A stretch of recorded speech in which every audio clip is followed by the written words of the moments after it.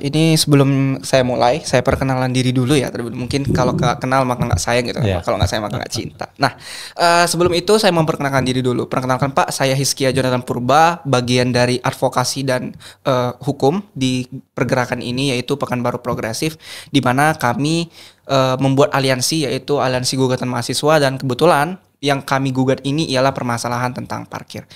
Saya dari Fakultas Hukum Universitas Riau, angkatan tahun 2022. Oke, Ya. mungkin boleh Bapak perkenalan. Iya, makasih perkenalannya. Siapa tadi?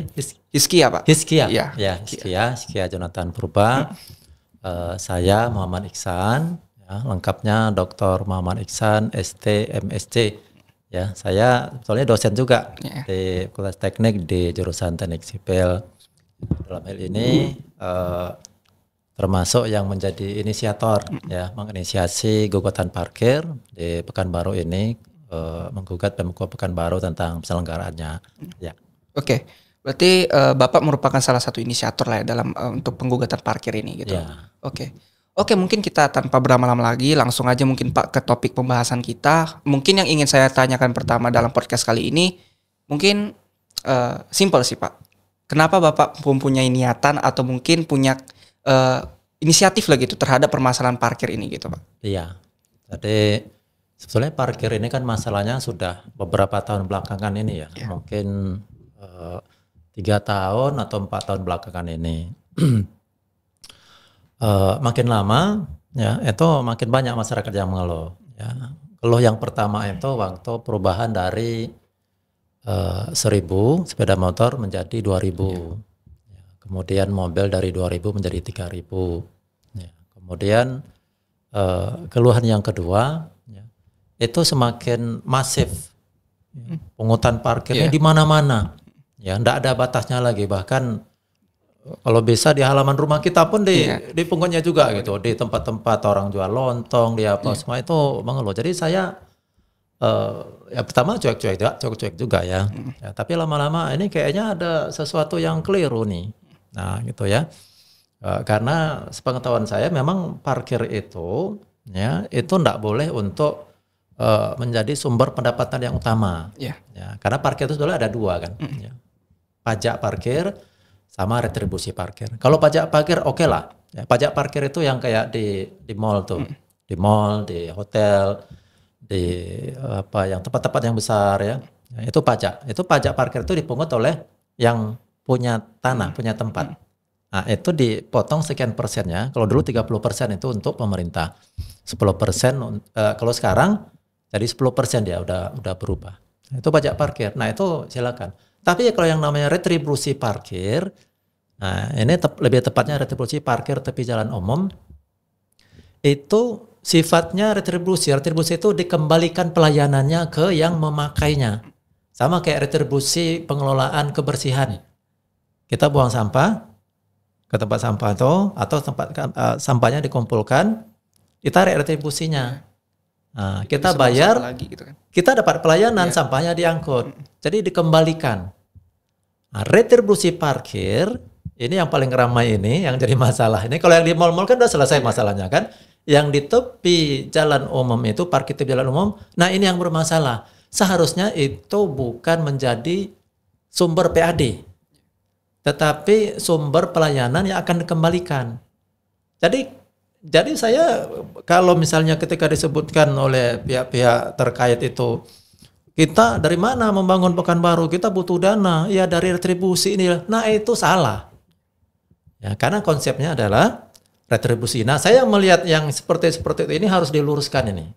Ya harus diluruskan. Ya maka dengan beberapa wartawan ya, beberapa jurnalis diskusi, ya saya dapatkan bahannya, dapatkan peraturannya, dapatkan perwakunya, saya pelajari, lama saya pelajari, ya sebulan saya pelajari itu. Saya bukan background hukum apa Hiskia, ya tapi ya saya penasaran juga kayak mana betul nih. Nah, saya susun yang mana. Nah, kemudian saya sampaikan, saya ajak tim advokasi hukum, tim TAPA untuk melayangkan gugatan. Nah itulah jadinya sekarang. Oke. Terkait dengan gugatan Pak, ini mungkin menjadi pembahasan yang cukup bisa dibahas lah dalam podcast ini. Karena gini, Oke, kalau kita melayangkan gugatan ke PT UN dan itu kan saya dengar di berita Pak Muflihun udah memberikan respon. Iya, Jika mungkin ada yang merasakan kepentingannya dirugikan terhadap iya, parkir ini, iya, layangkan saja ke gugatan PT UN kata iya, dia. iya. Nah, yang ingin saya tanyakan sudah sejauh mana mungkin gugatan Bapak ke PT UN itu karena yang saya pahami ketika kita melakukan atau melayangkan gugatan terhadap pemerintah ke PT UN itu prosesnya nggak sebentar dan itu cukup panjang atau kompleks. Nah, yang ingin saya tanyakan juga bagaimana sebenarnya Bapak menyikapi itu gitu. Iya. Nanti saya kan didampingi untuk gugatan ini oleh tim TAPA ya. Disebutkan bahwa untuk mengajukan ke PT UN itu harus didahului dengan somasi ke pihak yang terkait. Pihak terkait tentu dalam hal ini kan pemerintah Kota Pekanbaru. Nah, makanya langkah pertamanya itu kita persoalkan atau kita tanyakan kenapa ini terjadi seperti ini. Itu namanya somasi. Nah, tolong dijawab. Nah, kita ngajukan itu sudah sejak keluarnya somasi itu lebih 1,5 bulan. Baru dijawab. Nah, itu kan prosesnya lama. Iya. Ya, kalau saya selaku warga kota atau warga negara Republik Indonesia mengajukan ke pemerintah, kalau pemerintah menjawabnya 1,5 bulan untuk persoalan itu, bagaimana banyak persoalan-persoalan yang lain mau diselesaikan? Ya, tapi ya udahlah, yang kita terima itu. Artinya kalau saya ringkasnya jawaban daripada somasi kami itu oleh Pemko tetap bersikukuh bahwa yang dilaksanakannya itu adalah benar. Ya, maka langkah selanjutnya tentu dari kita dari tim TAPA melanjutkan proses ini ke PT UN karena tahap yang pertamanya somasi itu sudah dilakukan. Nah, itu syaratnya. Makanya kita lakukan somasi kemarin. Ya, seperti apa jalannya? Ya kita ikuti saja karena negara kita ya seperti itulah jalannya. Ya, tetapi sebetulnya ya kalau mau jalan yang lebih baik lagi, ya Pemko itu bisa mengulang lagi ya, ajak kita diskusi ya mana yang sebetulnya yang merugikan masyarakat yang mau diperbaiki ya, bukan hanya menjawab. Kalau menjawab itu saja ya gampang itu. Ya, tapi esensinya kan bukan hanya menjawab secara hukum, tapi menyelesaikan persoalan yang menggelisahkan masyarakat bahkan merugikan. Nah, itu menurut saya. Oh, oke, Pak. Kalau saya tangkap berarti gugatan itu udah dilayangkan ke PT UN kah, Pak? Atau mungkin masih dalam proses penyusunan surat gugatannya? Ya, ke PT UN-nya belum. Ya, karena langkah awalnya somasi. Selanjut ini yang ke arah sana. Mungkin dalam waktu dekat mungkin? Insya Allah. Insya Allah. Layangkan gugatan ke PT UN. Ya. Oke. Terkait dengan substansi gugatan Bapak ke PT UN, di sini saya mencoba untuk bahaslah sedikit saja mungkin terkait substansi Bapak, di mana di materi gugatan Bapak ini bahwa ini dijelaskan tentang pada pasal 11 diubah sehingga pasal 11 itu berbunyi dengan tarif layanan yang berubah. Kendaraan roda 2 menjadi 2.000, kendaraan roda 4 menjadi 3.000, roda 6 menjadi 10.000. Dan itu alasan pencabutan menurut Bapak karena itu membebani masyarakat. Kalau saya pahami ya Pak, dalam aspek hukum itu ketika melakukan gugatan ke PT UN ada aspek tersendiri kita. Dalam arti kita tuh punya kepentingan yang dilanggar oleh si pemerintah. Dalam hal ini ketika Bapak membuat materi isi gugatan ini, apakah Bapak ada merasa kepentingan Bapak dirugikan oleh pemerintah, entah itu mungkin dengan biaya parkir yang semakin mahal, atau mungkin ada halaman Bapak yang digunakan oleh si petugas parkir dalam memungut retribusi? Karena sepengetahuan saya sebagai mahasiswa hukum, ketika melayangkan gugatan ke PT UN itu perlu ada yang namanya kepentingan hukum kita yang dilanggar. Jadi pandangan Bapak dan pernyataan Bapak bagaimana terhadap hal itu? Iya. Kalau mengenai materi hukumnya, ya, itu saya tidak bisa menjawab terlalu lebar ya, karena saya bukan ahli hukumnya. Ya, nanti bisa diskusi dengan tim TAPA ya, yang bersama-sama dengan kita. Tapi esensi daripada yang kita sampaikan gugatannya itu, ya itu ada dua. Ya. Pertama yang disampaikan oleh Hizkia, ya saya Iksan Hizkia, ya dari Pak Iksan.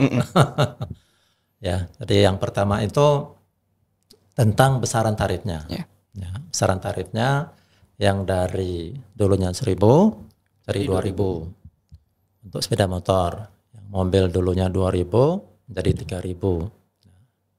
Kenapa saya menyampaikan gugatan itu? Itu karena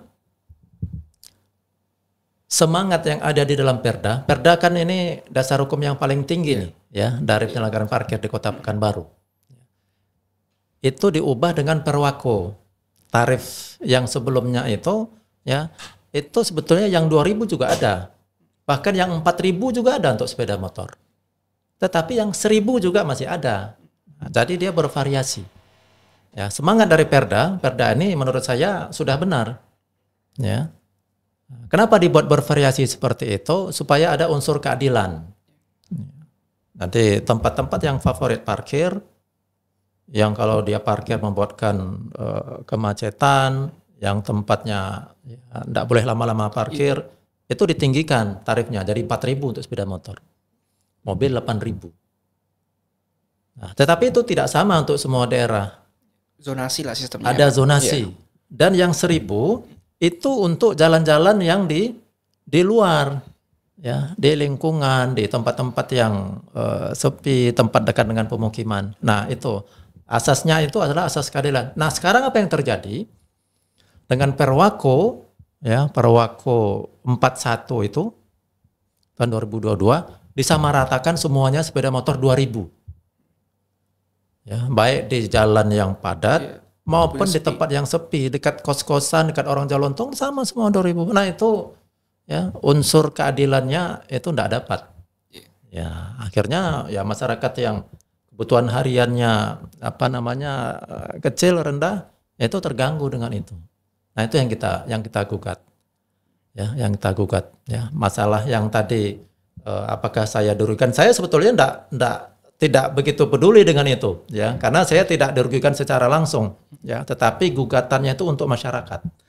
Nah, itu yang pertama. Kemudian yang kedua, yang kita gugat itu adalah masalah lokasi tempat dipungutnya retribusi itu, ya. Kalau di aturannya, di perdanya, bahkan di Perwako itu pun ada disebutkan itu. Ya, retribusi parkir di tepi jalan umum itu adalah retribusi yang dipungut di tepi jalan umum yang milik pemerintah. Termasuk badan jalannya meskipun tidak digunakan untuk yang di aspal itu, tapi merupakan bagian daripada jalan itu bisa dipungut. Nah, yang menjadi kacaunya itu yang Perwako, ya, kita lihat itu Perwako nomor 138 tahun 2020 pasal 14 ayat 2. Ya, yang menyatakan bahwa parkir itu bisa dipungut, ya, pada halaman ruko atau tempat usaha lainnya. Nah, ini kan sudah kemana-mana perginya nih. Nah, ini yang dasar hukumnya menurut kita keliru itu, ya. Dapat dianggap sebagai ruang milik jalan. Ruang milik jalan itu yang dibolehkan dipungut itu apabila tidak ada pembatas pagar, tidak ada pintu masuk khusus, tidak menggunakan peralatan parkir. Artinya itu bisa kemana-mana perginya itu. Berarti tiap usaha yang nggak punya pintu masuk khusus atau apa bisa diikuti parkir. Ya, ini yang menurut keliru. Ini yang menurut kita ya itu harus dicabut, ya, harus ditertibkan. Karena ini yang menjadi puncaknya. Kalau Pemko memang bersandar kepada ini. Ya, dan ini sudah diperlakukan, ya. Dan anggota dewan kita sementara ini menurut saya tidak permasalahkan ini. Nah, tetapi saya sebagai warga negara, warga Pekanbaru, ya, ini tidak benar ini. Ya, makanya kita layangkan gugatannya. Karena kalau sudah seperti ini, itu bisa tidak terbatas. Masa alamat rumah kita bisa dipungut seperti ini, ya. Itu seperti Belanda aja memungut upeti dari daerah jajahannya gitu. Karena kita kan nggak zaman itu lagi sekarang. Ya. Nah, itu kira-kira Iski, ya.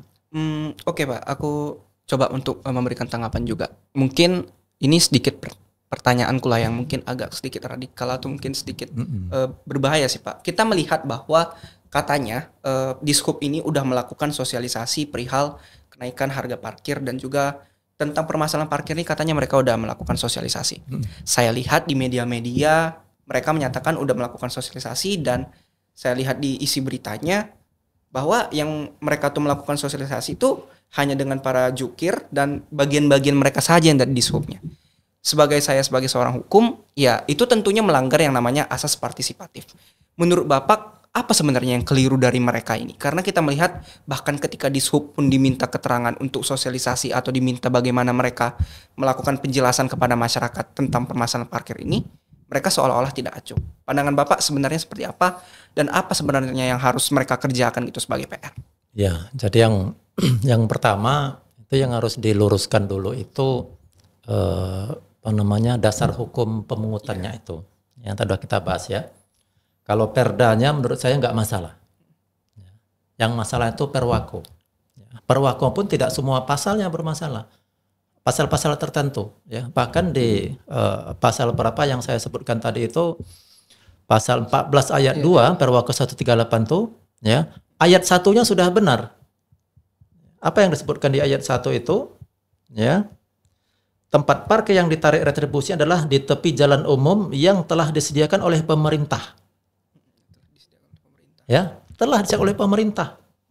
Kemudian yaitu terbatas pada ruang milik jalan saja. Nah, itu. Ya, jalan umum telah disediakan oleh pemerintah. Ya, kemudian apa disebutkan? Fase dalam ruang milik jalan hanya dapat diselenggarakan di tempat tertentu yang dinyatakan dengan rambu lalu lintas dan atau marka jalan. Nah, itu di 14 ini ya, itu di pasal 7 Perwako 138, sama-sama Perwako 138 tapi di pasal yang lain. Nah, itu saya kira harus diluruskan pertama ya. Kemudian yang kedua kalau itu sudah diluruskan, nah baru sosialisasinya yang benar. Ya, jadi bukan sosialisasi tentang sesuatu yang keliru ini. Dan yang sosialisasi yang keliru lagi ketika ya ada pejabat yang menyebutkan retribusi ini untuk PAD Kota Pekanbaru. Itu keliru. Ya, itu keliru. Karena apa? Karena sifatnya retribusi saya sebutkan tadi itu adalah pelayanan. Kalau perlu itu semuanya itu untuk tukang parkir. Memang ada ya. Sebagian untuk tukang parkir, sebagian untuk pengelola. Tapi rambunya juga harus siapkan, markanya jalan juga harus disiapkan, fasilitas keamanannya. Nah, itu baru benar penyelenggaranya. Kita bukan mau mempersoalkan siapa yang dapat menyelenggarakan parkir ini siapa-siapa, kita nggak peduli itu. Ya, kita tidak menyinggung masalah itu, tapi kita mau penyelenggarannya sesuai dengan norma-norma hukumnya, sesuai dengan keadilan di masyarakat. Ya, kemudian masyarakat mendapatkan pelayanan yang baik. Ya, itu saja. Oke. Saya juga ada baca berita nih dari yang mengutip tentang Bapak bahwa ini terkait dengan UPT dan BLUD. Ya. Di mana itu tuh pasti memiliki pengaruh lah gitu Pak. Kita melihat bahwa ada biaya-biaya mungkin untuk operasional dan juga pegawai. Ya. Dan ada juga untuk silpa. Itu pandangan Bapak seperti apa dan apa sebenarnya yang perlu dibenahi dalam hal ini? Iya, kalau unit penyelenggaranya ya, apakah UPT atau BLUD ya, itu teknis pemungutannya ya, teknis pengelolaannya. Dan memang untuk pungutan retribusi itu karena tadi disebutkan dia harus memberikan pelayanan, ya memang masih ada dia menggaji pegawai. Ya bukan hanya yang tukang parkir yang di jalan itu ya, tapi manajemennya dari pemerintah di BLUD itu Badan Layanan Umum Daerah itu atau UPT-nya, ya itu memang ya harus ada biaya juga yang dikeluarkan di situ. Ya, tapi kalau misalnya itu nanti disisihkan untuk silpa itu maksudnya itu barangkali untuk pendapatan daerah itu maksudnya itu, ya itu jangan terlalu diharapkan. Ya, artinya kalau ada sesuatu bisa disisihkan, ya itu silakan diambil tapi dikembalikan untuk pelayanan parkir lagi. Bukan ditargetkan untuk penghasilan daerah, untuk menambah PBN pembangunan. Kalau untuk PBN pembangunan itu dari pajak parkir, itu silakan. Atau dari sumber yang lainnya, tapi bukan dari retribusi. Seperti retribusi sampah, retribusi sampah itu nggak boleh untuk penghasilan daerah langsung ya. Tapi kalau ada kelebihan setelah diselesaikan itu, ya itu silakan. Tapi asas dasarnya itu untuk pelayanan.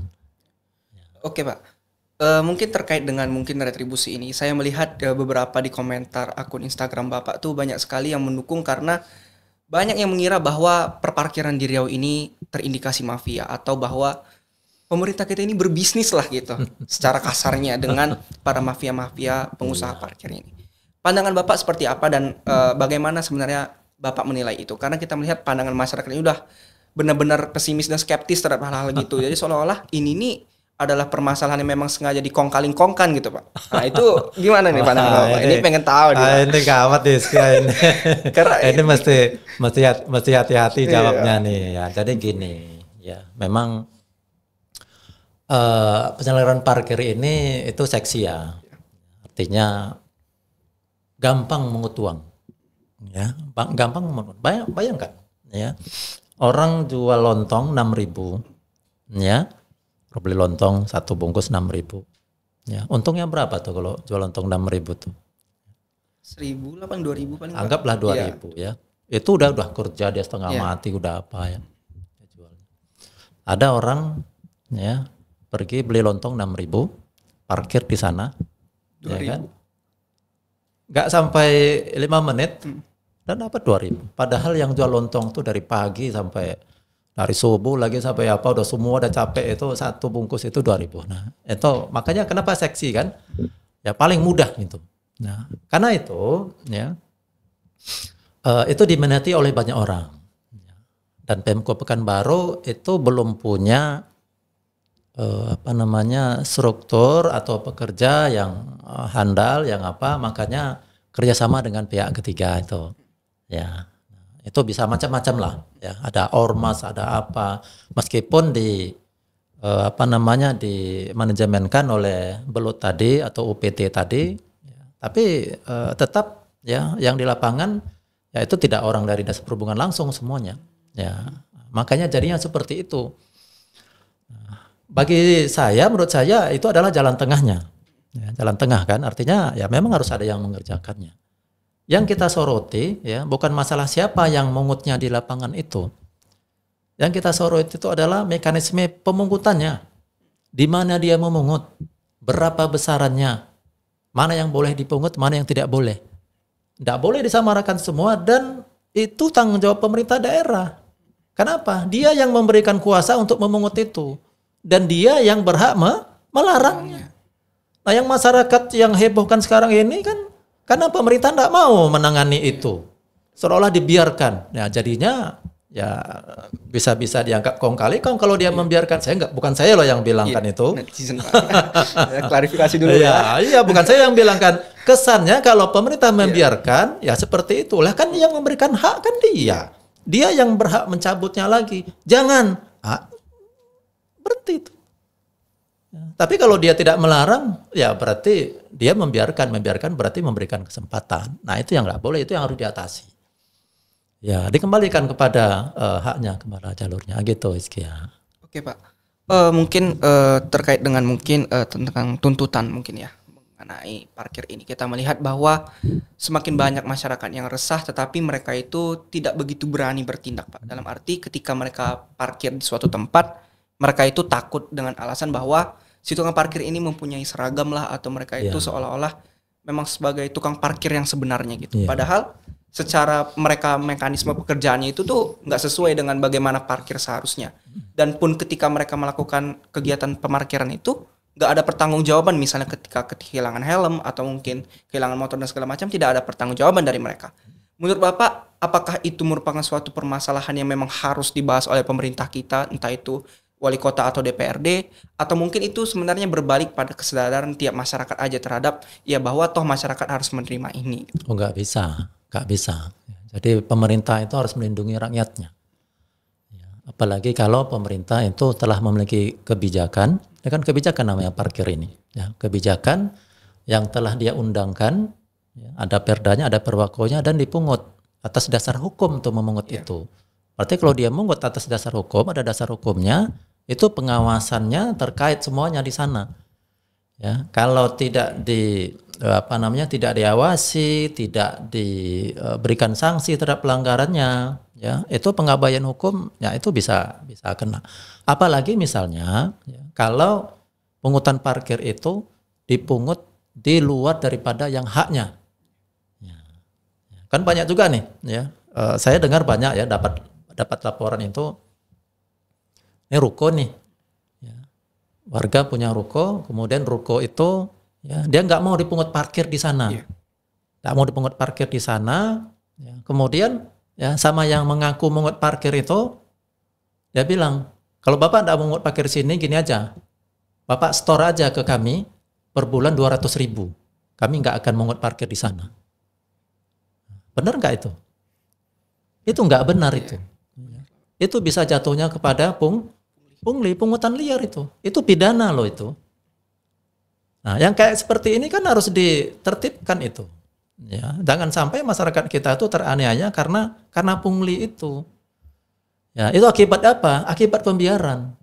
Seharusnya pemerintah, ya, kalau memang konsekuen, ya, pemerintah mempersilakan masyarakat yang tidak mau tempatnya dipungut parkir, pasang tulisan besar-besar parkir gratis dan tidak boleh ada dipungut atau dipaksa untuk membayar setoran tertentu kepada siapapun. Itu berarti pemerintahnya melindungi rakyatnya. Tapi kalau itu tidak dilakukan, membiarkan atau pura-pura tidak tahu, nah itu. Terkait dengan misalnya pemasangan banner atau mungkin gratis parkir gitu Pak, saya dengar isu bahwa supaya yang seperti Bapak katakan tadi, pelaku usaha itu membayar gitu Pak, membayar ke mereka itu supaya tidak dipungut parkir. Menurut saya itu apakah termasuk pungli atau mungkin jatuhnya itu karena memang sudah ada perda yang menetapkan bahwa ada pajak parkir, jadi seolah-olah disalahartikan ini. Beda. Kalau pajak parkir itu kita yang mungut, ya kita yang mungut, ya kemudian persentase daripada pungutan kita itu, kalau sekarang 10% itu yang diberikan kepada pemerintah. Itu kita yang mungut, bukan tukang parkir itu yang mungut. Berarti itu keuntungannya di kita gitu Pak? Keuntungannya di kita, karena apa? Karena tanah kita, lahan kita. Iya, beda tuh ceritanya. Karena saya mikirnya kan takutnya ketika mereka melakukan pengutipan itu dengan dasar bahwa di perda itu dibolehkan melakukan pemajakan terhadap parkir gitu. Ini yang harus diluruskan. Beda, itu pajak parkir itu yang mungut yang punya tanah. Yang punya tanah, bukan petugas itu. Iya. Berarti kalau contoh lah Pak Jumbomart, itu kan melakukan gratis parkir. Iya. Berarti mereka memang membayar bulanan. Saya nggak tahu. Gitu. Karena kita ngelihat, ya pasti ada pemungutan Pak mungkin ya. Mungkin lah ya. Tapi saya pasti nggak tahu. Ya tanya aja nanti bisa investigasi kan. Iya. Mau diinvestigasi juga. Oke. Terkait dengan parkir ini lagi Pak, kita melihat mungkin ya kalau masyarakat itu kan ya, seperti yang saya katakan tadi banyak mafia atau mungkin banyak orang-orang yang bermain di belakang gitu. Dan kita lihat di anggaran itu katanya ada 16 miliar per tahun kalau nggak salah Pak. PAD untuk Pemko. Iya dari parkir itu. Iya. Itu menurut Bapak apakah ada ketidakjelasan atau simpang siur dalam PAD 16M itu? Karena kita melihat di data, saya cari datanya di Google katanya Riau itu dalam 3 bulan itu 2 bulan itu 3 miliar dari parkir dan itu kita tidak tahu kejelasannya. Pekanbaru maksudnya. Iya, Pekanbaru itu untung 3 miliar dari parkir dalam waktu 2 bulan. Tapi kita tidak tahu bagaimana sebenarnya kejelasannya, manfaatnya untuk masyarakat itu apa. Seperti yang Bapak katakan, retribusi itu harus balik ke masyarakat manfaatnya. Iya. Kita kan nggak merasakan itu Pak. Sebenarnya pandangan Bapak seperti apa tentang itu? Karena kita bahkan dicari di BPS aja, itu nggak ada datanya Pak. Dan pun ketika ada, tidak semuanya diinput. Saya tidak bisa komentar itu karena saya tidak punya angkanya, tidak membaca laporannya. Ya, tapi sebetulnya kalau mahasiswa ya, Iskia kawan-kawan itu mau bisa minta laporannya, tanya ke UPT. Tanya UPT berapa sebetulnya pendapatan dari parkir ini. Ya, itu bisa dimintakan informasinya. Ya, saya enggak sampai ke situ. Tapi menurut saya, kalaupun itu dihitung seluruhnya misalnya, misalnya dia dihitung jadi pemasukan ya, dari pemasukan bagi pemerintah, ya, misalnya dapatnya tadi 15 miliar. Ya, dari 15 miliar itu berapa yang kemudian untuk pengelolaan parkir itu, berapa untuk petugasnya, berapa untuk buat rambunya, markanya. Harusnya sekitar 15 miliar juga yang harus dioperasionalkan itu. Kalau sekarang nih kan nggak tahu kita, tanda parkir itu aja nggak ada. Marka batas parkir nggak ada. Ya gimana masyarakat tahu bahwa itu tempat yang legal untuk parkir, tahu-taunya dipungut. Nah itu yang menjadi kekisruhan. Ya.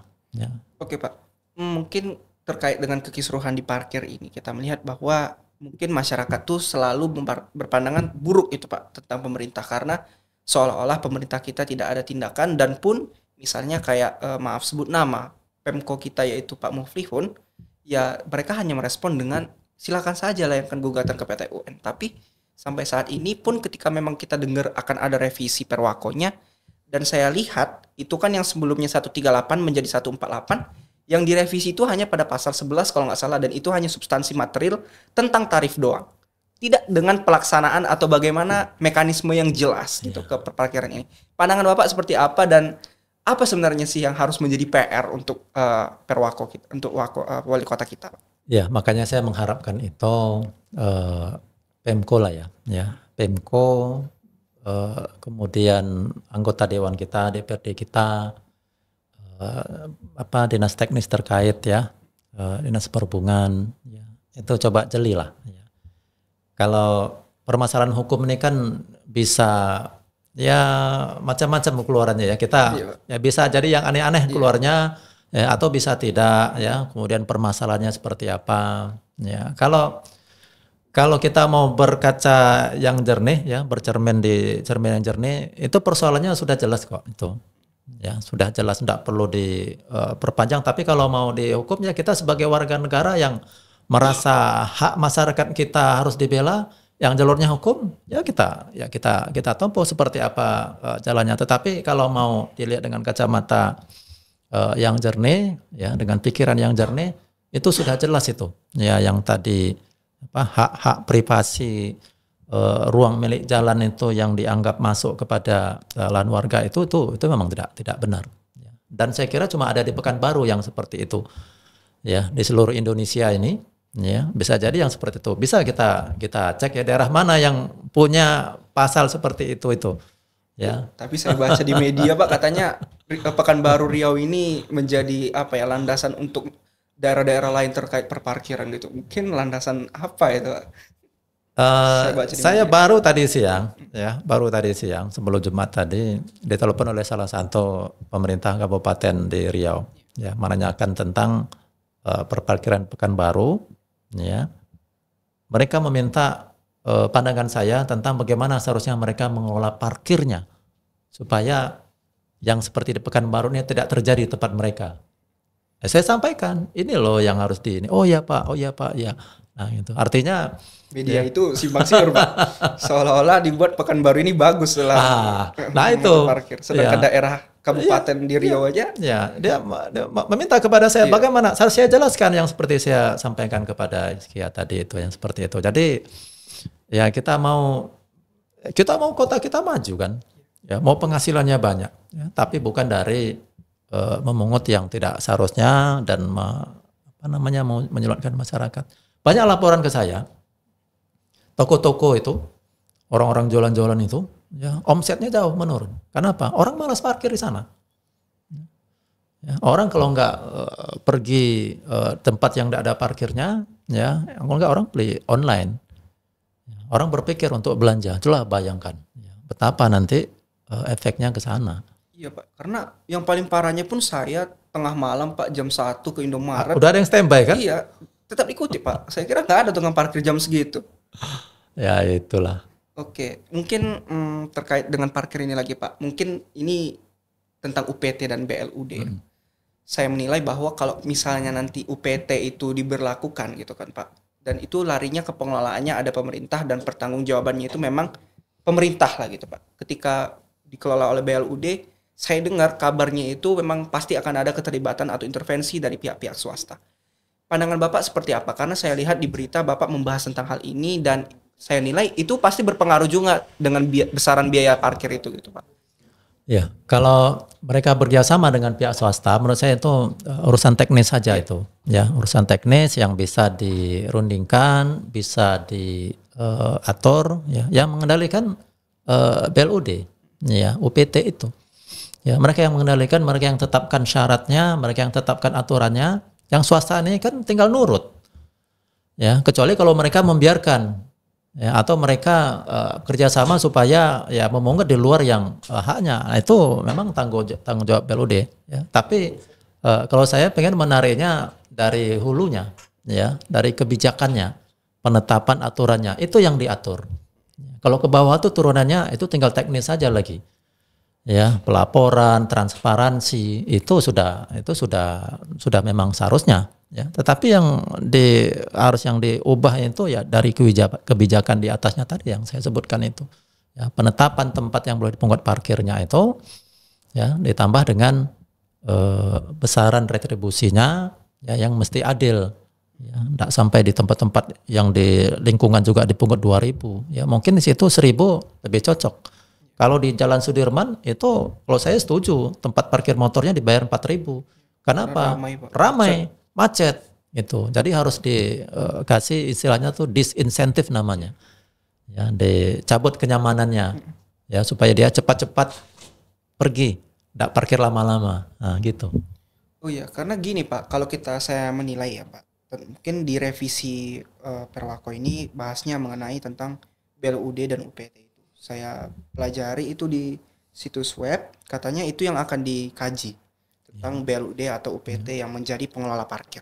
Dan saya nilai dari kacamata masyarakat sebenarnya nggak mempermasalahkan itu. Iya, betul. Karena ya seperti yang Bapak katakan, pemungutan di jalan-jalan kecil, ruang-ruang kecil. Jadi saya menilai begini Pak, sebenarnya pemerintah ini ngerti nggak sih sebenarnya permasalahan masyarakat itu, dan mereka bisa nggak melihat permasalahan masyarakat itu, keinginan masyarakat itu seperti apa? Karena kok larinya ke BLUD atau UPT? Ya masyarakat nggak memikirkan itu iya, gitu Pak. Itu urusan teknis Iya. pemungutan menurut saya, urusan teknis pengelolaannya ya. Tetapi yang menjadi esensinya ya, iya, esensinya mana yang boleh dipungut, mana yang nggak boleh, berapa besarannya. Kalau mau pergi kemana uang itu ya masyarakat ya kita tidak mungkin juga lah memelototi kemana duitnya pergi apakah ke pengusaha dulu atau ke mana, itu ya itu teknisnya silakan diatur kan. Iya, tapi yang tadi esensinya dua itu menurut saya Iskia, itu yang menurut saya yang harusnya di Perwako itu ya kembali ditertibkan, itu dikembalikan ke jalurnya. Retribusi parkir tepi jalan umum itu tepi jalan umum yang mana? Ya, di jalan yang besar sebetulnya kalau di perdanya. Ya, jalan yang besar, jalan lingkungan sebetulnya nggak masuk. Nah, tadi kembalikan ditertibkan itu yang ditelusuri ya. Kita minta juga anggota dewan kita jeli terhadap itu. Ya, jangan setuju-setuju saja. Gitu. Apalagi untuk yang mau yang mau maju caleg-caleg sekarang kan. Iya, udah banyak kali Pak, spanduk di mana-mana. Bukan promosi. Iya. Oke Pak.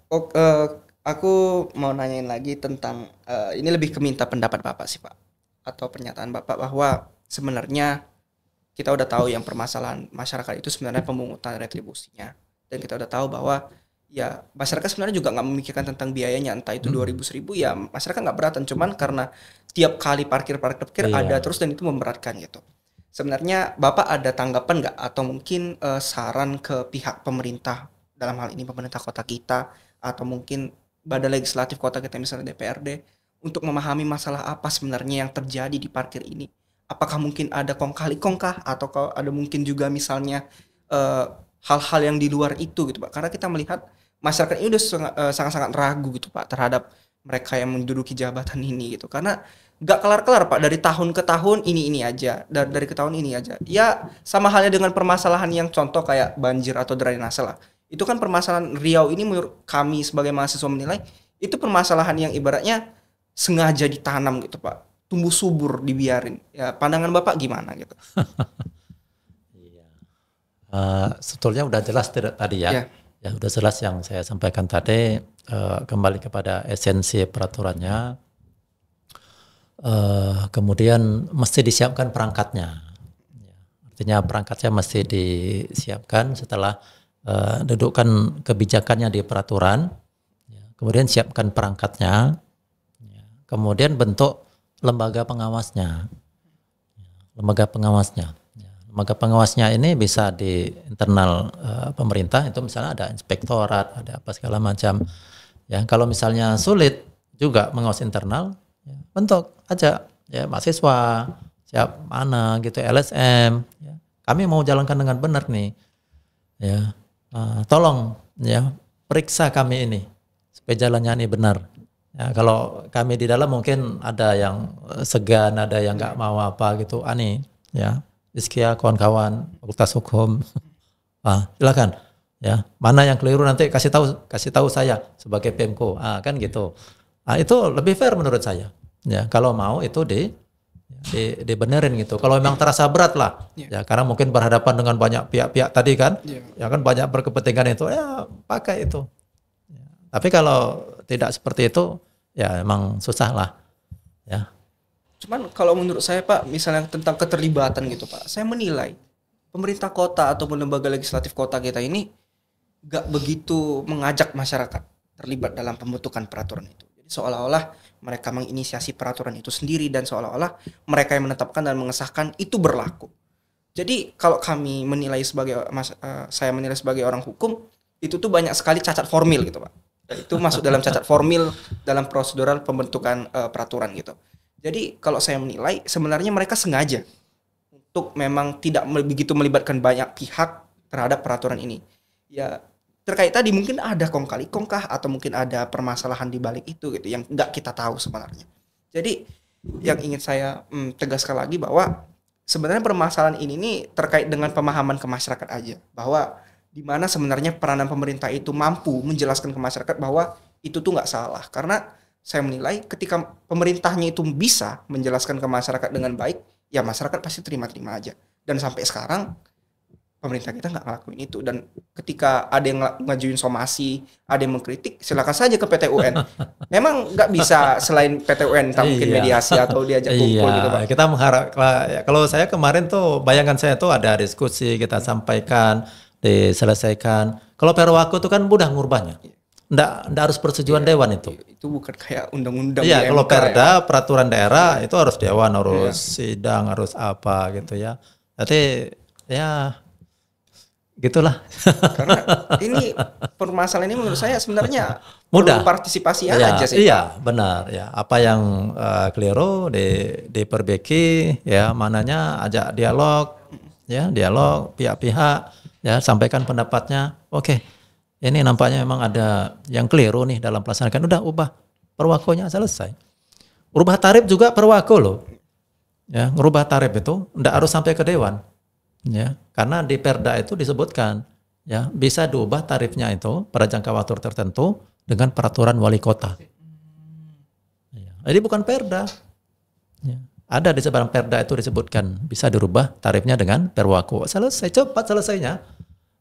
Berarti memang secara apa udah dikasih lah kewenangan ke wali kota udah full. Ya. Berarti ini PR untuk pemerintah kita bahwa harus peka lah gitu terhadap permasalahan. Iya. Mungkin sebelum mengakhiri diskusi ini ya Pak, mungkin saya ingin Bapak untuk apa ya Pak, untuk mungkin ya kasih sepatah dua kata mungkin terhadap permasalahan kita ini dan mungkin harapan atau hal-hal yang bisa dilakukan lah gitu. Baik itu mahasiswa, baik itu pemerintah, baik itu akademisi, baik itu aktivis-aktivis, mungkin apa yang bisa dilakukan? Ya, jadi kita kan hidup di kota ya, di kota Pekanbaru ini kita menikmati hal-hal yang baik di kota Pekanbaru ini, tapi juga hal yang tidak baik juga kita rasakan ya, permasalahan-permasalahan. Ya. Jadi ide-ide konstruktif, ya, bantahan-bantahan yang sifatnya membangun, gugatan-gugatan yang sifatnya memperbaiki, saya kira itu tidak boleh dinafikan ya, karena Pekanbaru ini bukan punya satu orang, bukan punya dua orang, tapi punya 1 juta penduduknya. Ya, kita berkepentingan nih supaya kota kita bagus. Ya, Hizkia, kawan-kawan semua juga demikian.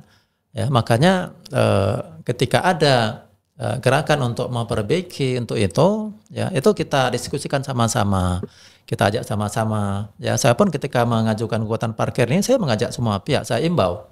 Ya, ada pihak hukum, mahasiswa, masyarakat, ya bahkan yang mengadu-mengadu itu banyak ya, untuk kita sama-sama memperbaikinya. Ya, ini kita hari ini bicara tentang parkir ya, tapi masalah-masalah yang lain saya kira juga banyak yang mesti diperbaiki. Ya, jadi ide konstruktif, perbaikan-perbaikan yang sifatnya membangun, kritikan-kritikan yang sifatnya memperbaiki itu, ya itu harus sama-sama. Ya kita kerjakan. Saya yakin ya tempat kita ini bisa menjadi jauh lebih baik, Pekanbaru ini, ya itu bisa lebih berbenah lah ya, perbaiki dirinya. Oke Pak. Oke, sebelum menutup, izinkan saya untuk memberikan sedikit statement bahwa permasalahan parkir ini sebenarnya permasalahan yang simpel. itu terkait dengan partisipasi masyarakat atau mungkin peranan pemerintah kita dan juga setiap instrumen yang terlibat di dalamnya. Ketika semuanya bisa melakukan konsolidasi, saling mengerti dan memahami, tentunya permasalahan parkir ini tidak akan terjadi lagi gitu. Oke, baik. Terima kasih. Saya Hiskia Jonathan Purba dari Pekanbaru Progresif, dari Aliansi Mahasiswa Penggugat, Nalar Kalistra Unri, mengucapkan pamit undur diri. Oke, Ya, Oke, Pak. terima kasih. Ya, Pak. Oke, Pak. Pak, boleh